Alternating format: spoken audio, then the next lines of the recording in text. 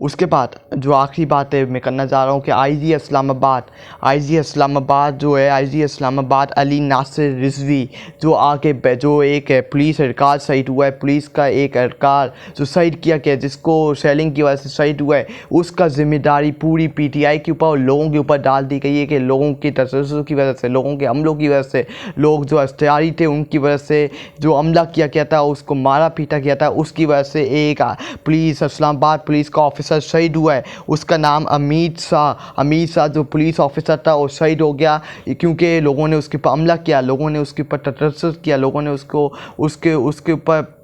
उसके ऊपर हमला किया, उसको मारा पीटा किया। इसकी वजह से वो हॉस्पिटल में गया और हॉस्पिटल में जाके वो शहीद हो गया, वो ज़िंदगी हार गया और इस दुनिया से चला गया। ये पूरा फ्रॉड है, ये पूरा पीटीआई को फंसाने की कोशिश की जा रही है, पीटीआई को इसके अंदर अमल दरांगर, इसमें पीटीआई के लोगों का कोई हाल नहीं है, ना लोगों ने इसको शहीद किया। ये सिर्फ ये इसकी ज़िम्मेदारी, जो ये शहीद हुआ है इसकी ज़िम्मेदारी इन्हीं के ऊपर आती है, जो इस सिस्टम के ऊपर आती है, जो कह रहे हैं ना कि हम लोगों को पकड़ेंगे, लोगों को अख्तियारियों को पकड़ेंगे और उनका हिसाब किताब होगा, उनको बीच कटोरे में लाया जाएगा और उनसे हिसाब किताब लिया जाएगा। अमीर शाह जो शहीद हुआ है, जो पुलिस ऑफिसर शहीद हुआ है, उसका बेटा कहता है कि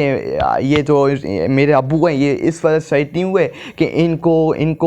मारा पीटा गया है, इनके ऊपर हमला किया गया, लोगों ने इनके ऊपर तशद्दुद किया, ये इसलिए शहीद हुए हैं कि अब इनके जो ये एक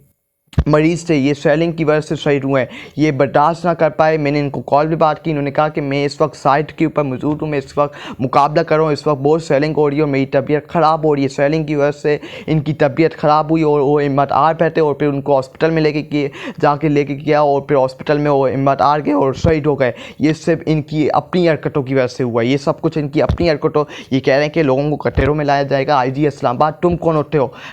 होते हो? एक सीट के पीछे तुम जो पैसे कमाते हो, जो तुम इस जुर्म का साथ दे रहे हो, वो हमारे पैसों के ऊपर तुम बड़ी बड़ी बातें कर रहे हो, तुम बड़ी बड़ी पैसे हमारी पैसों के ऊपर जो टैक्स मिलते हैं उसके ऊपर तुम अयासियाँ और मस्तियाँ कर रहे हो। आज लोगों के ऊपर ओपन सेलिंग, ओपन फायरिंग, तुम हमारे पैसों के ऊपर, ये तुम लोगों के पास सेल फायर्स, गने, तुम लोगों के पास बंदूकें, तुम लोगों के पास कपड़े, तुम लोगों के पास कैप्स हमारे पैसों की वजह से आती हैं, वरना तुम लोगों की कोई औकात नहीं है, तुम लोगों की ये औकात नहीं है। अवाम अब तुम लोगों से नफरत, ये पूरे सिस्टम, पुलिस के पूरे सिस्टम से अवाम नफरत करने लग गई है। ये जो है आईजी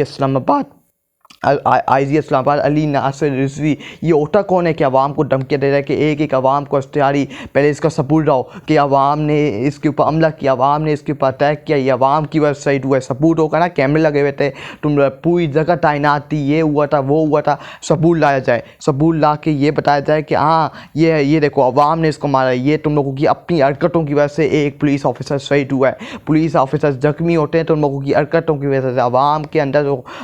अंदर जो गुस्सा है वो तुम लोग दिलवाते हो अवाम को कि अवाम अपनी लिमिट्स क्रॉस करे, अवाम अपनी लिमिट्स क्रॉस करके अवाम के ऊपर ओपन सेलिंग करते हो, अवाम के ऊपर मासूम बच्चों के ऊपर ओपन सेलिंग करते हो, ओपन फायरिंग करते हो। तुम कहते हो कि अवाम चुप करके ये सब कुछ देखती जाए, ये जुल्म और सितम देखती जाए और तुम लोगों का मुकाबला नहीं करेगी। ये कौन सी किताब में लिखा है? जब तुम अवाम के सामने खड़े होगे तो फिर अवाम भी तुम लोगों के सामने खड़ी होगी और तुम लोगों का मुकाबला करेगी, अवाम पीछे नहीं हटेगी। आईजी इस्लामाबाद, तुम्हारी औकात क्या है? तुम एक एंडर्स के तौर पर काम करते हो, एक बंदे के तौर पे काम करते हो, एक एंडर के तौर पे तुम्हें ऊपर से हुक्म आता है और फिर तुम हुक्म कोई फरमानी करते हुए लोगों के ऊपर सेलिंग करते हो, ओपन फायरिंग करते हो। वो मोहसिन नकवी जो धमकियाँ मार के गया था और टुकुड़ी जाके चुप किया और आवाम के अंदर आकर के धमकियाँ देता ना, आवाम के बीच में खड़े होकर धमकियाँ देता। हाँ, मैंने कहा था कि कोई डी चौक इस्लामाबाद नहीं पहुँच सकता, कोई इस्लामाबाद में दाखिल भी नहीं हो सकता। जब अवाम डी चौक इस्लामाबाद में दाखिल हुई, काफिले इस्लामाबाद डी चौक में दाखिल हुए तो बताया जाए कि मोहसिन नकवी पे कहाँ छुप के बैठा था, फिर फैसल वाबदा जैसे शख्सियत कहाँ छुप के बैठे थे, आते ना बीच में आवाम से बोलते कि हाँ हमने धमकी दी थी, आवाम का मुकाबला करके दिखाते। ये आईजी इस्लामाबाद, तुम्हारी कोई औकात नहीं है, ना तुम्हारी मुल्क के अंदर औकात है। अगर तुम इसी फसादियत का साथ देते रहोगे फिर तुमने एक दिन इस जॉब से रिटायर होना है, तुमने अपने घर जाना है, तुमने दुकानों पर जाना है, तुमने मार्केटों में जाना है, तुम आवाम का सब सामना करोगे। जब आवाम तुम्हारे ऊपर लानत भेजेंगी, जिस तरह काजी फारिसा के साथ हुआ था कि एक बच्चे ने, एक नौजवान ने 80 किसी साला बच्चे ने उसके ऊपर लानत भेजी थी, उसको लानत दी थी। इसी तरह तुम लोगों का हाल होगा, इस पूरे सिस्टम का हाल होगा। जो एक एक ये कौम एक एक बंदे को देख रही है जो इनके ऊपर जुल्म इस्तेमाल कर रहा है, जो इनके साथ ये सब कुछ जबर कर रहा है, जुल्म कर रहा है, उनके ऊपर हमले कर रहा है, उनके ऊपर ओवर सेलिंग कर रहा है, एक एक बंदे को देख रही है। और ये कौम माफ़ नहीं करेगी, ये कौम पीछा करेगी, ऐसा पीछा करेगी कि तुम लोग चीखे मारोगे। आज जिसके कहने पे तुम लोग ये सब कुछ कर रहे हो, वो फिर उस टाइम तुम लोगों के पीछे खड़े नहीं होंगे, तुम्हारी मदद नहीं करेंगे। उस टाइम वो तुम्हें छोड़ देंगे और फिर तुम्हें आवाम के बीच में आना होगा, ये आवाम का मुकाबला करना होगा। फिर आवाम को क्या जवाब दोगे, आवाम के आगे क्या बोलोगे, आवाम के आगे क्या बयानियाँ बनाओगे। इसलिए अभी ओर्स के नाखून ले लो, अभी ये भी वक्त है कि ओर्स के नाखून लो, अभी वक्त है कि आवाम के सामने सिलेंडर करो और आवाम के सामने आके माफ़ी मांगो। वरना जो सलूक आवाम करेगी, तुम लोग चीखे मारोगे, तुम लोग रोडों के ऊपर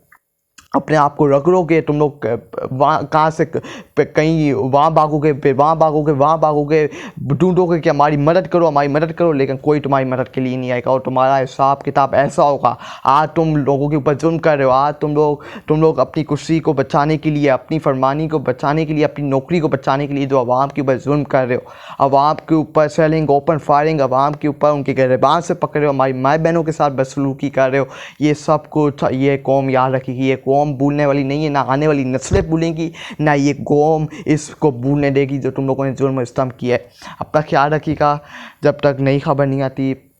अपनी दुआओं में याद रखिएगा। आपसे जल्द दोबारा मुलाकात होगी, जब तक इजाज़त दीजिए, अल्लाह हाफ़िज़।